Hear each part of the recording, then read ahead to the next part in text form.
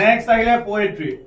পোয়েট্ৰিত তোমালোকে কি কৰিবা, পোয়েটজনৰ নামবিলাক লগতে তেওঁলোকে কিয় ফেমাস সেইটো বস্তু জানি থবা। যেনেকে বোলে কোনোবাই সাহিত্য একাডেমি এৱাৰ্ড পাইছে, কোন আছিলে সাহিত্য একাডেমি এৱাৰ্ড পোৱা? নিছিম ইজেকিয়েল। নিছিম ইজেকিয়েলে কি লিখিছে?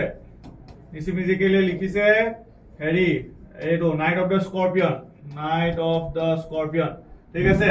তো নিছিম ইজেকিয়েলৰ কথা আৰু সাপোজ আমাৰ বহুত আছে ন তাতে, কোন কোন কিয় ফেমাস, কোনোবা এৱাৰ্ডছ পাইছে নেকি? ভূপেন হাজৰিকাৰ কথা সাপোজ দাদা চাহেব ফালকে এৱাৰ্ড পাইছে, ঠিক আছে। তো এনেকুৱা ধৰণৰ বস্তুবিলাক দাদা চাহেব ফালকে এৱাৰ্ড পাইছে, কেতিয়া পাইছে? 1992। ওকে, তো এনেকুৱা ধৰণৰ বস্তুবিলাক।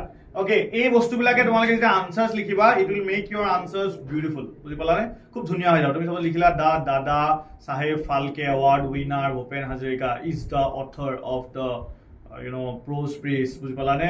দ্য ভয়েজ এনেকে লিখিলা, ভাল লাগিব নাই? বুজি পালা?